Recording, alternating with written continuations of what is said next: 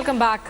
Now, shocking, shameful comments by a Maharashtra Neta. Addressing an election rally in Pandarpur in the Solapur district of Maharashtra, local MLC Prashant Paricharak made some intensely derogatory remarks about the families of soldiers. The independent MLC raised doubts over the faithfulness of army wives, saying that babies were delivered despite soldiers being absent from their homes for over a year.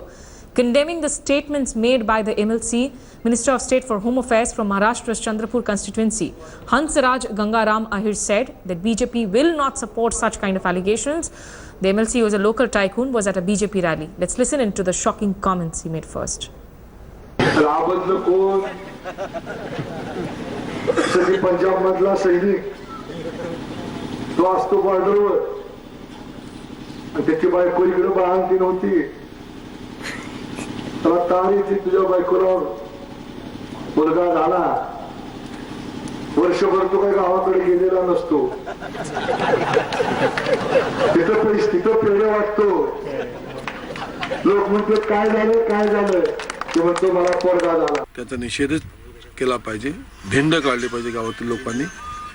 अशा व्यक्तींना राजकारणात स्थान नसायला पाहिजे. अशी व्यक्ती राजकारणात चुकून आलेली असेल त्यांना त्यांची जागा दाखवली पाहिजे. सैनिकांच्या प्रती असे अनादर व्यक्त करणं हे नक्की दुःखद आहे. मी त्याचा निषेध करतो.